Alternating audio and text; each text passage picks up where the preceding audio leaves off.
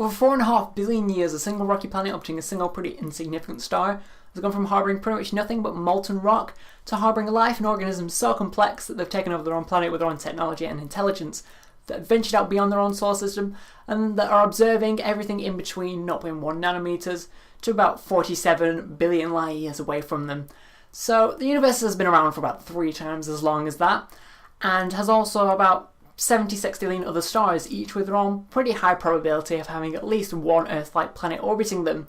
So where are all the other intelligent organisms? Why aren't there other intelligent organisms visiting this one planet? So where is everyone?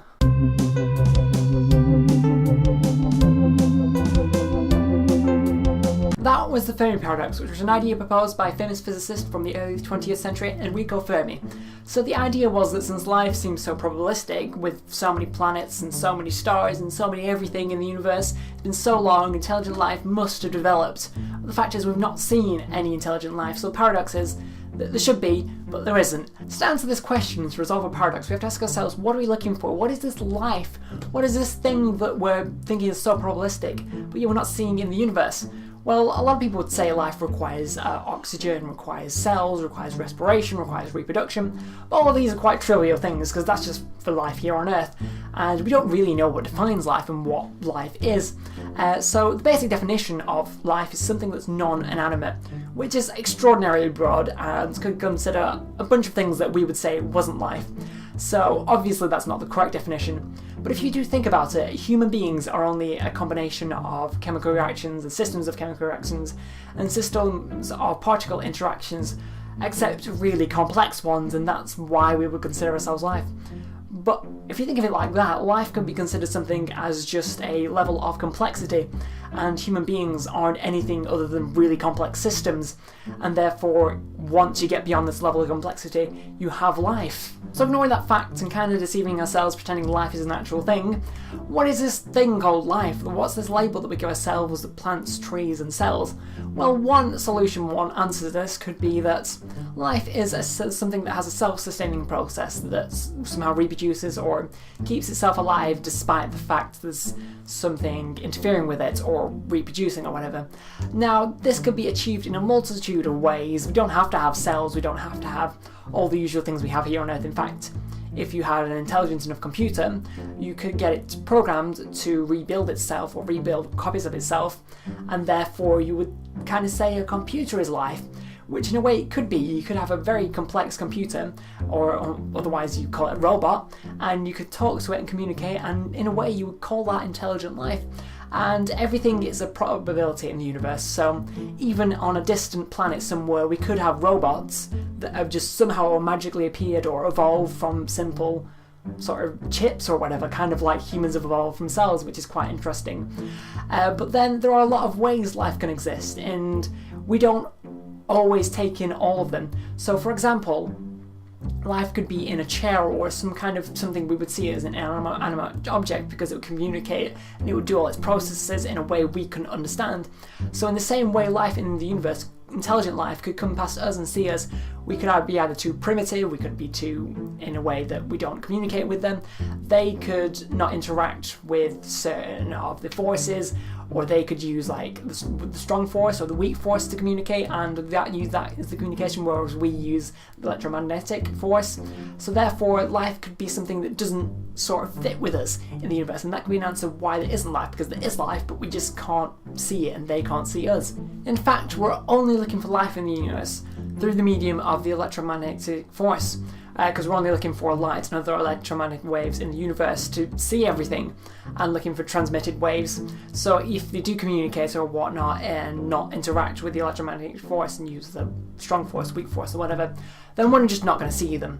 So let's just ask the question, why isn't life like us here on Earth in the universe? Why don't we see life like us in the universe? To refine the question.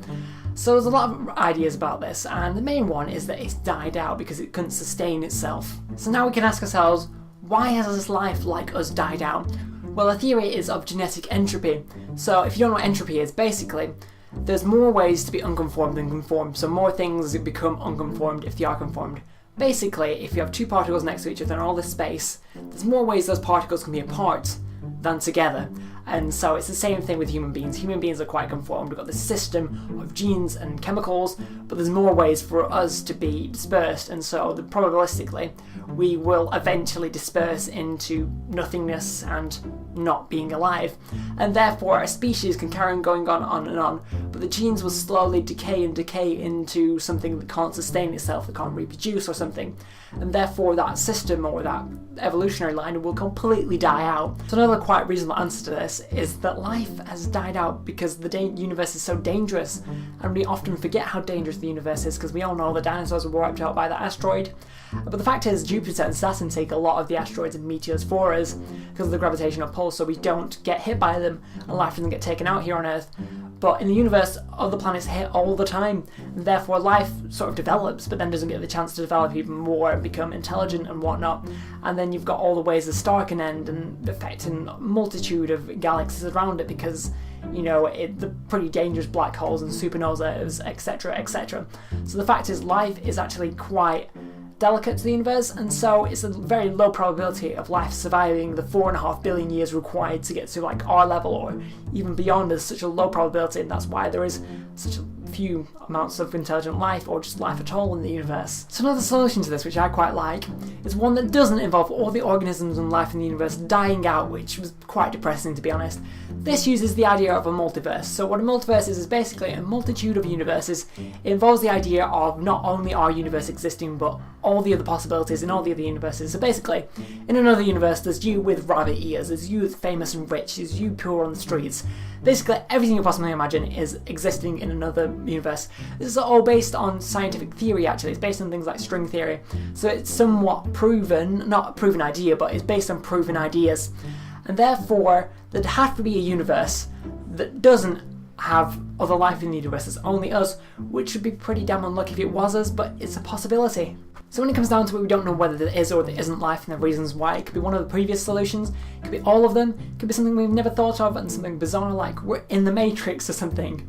But we don't know, and therefore we can only keep on searching and refining our methods of searching. But the fact that it hasn't been discovered yet and there's been no answer means that one of you guys could answer the question and one of you guys could find aliens and communicate with them in the future. But if you haven't taken anything from this video, take the fact that as far as we know, human beings, you and me, are the most intelligent, capable, complex beings in the universe with the most capability, so don't waste it. Thanks for watching. If you have any questions or suggestions, feel free to comment down below, and I'll see you next time.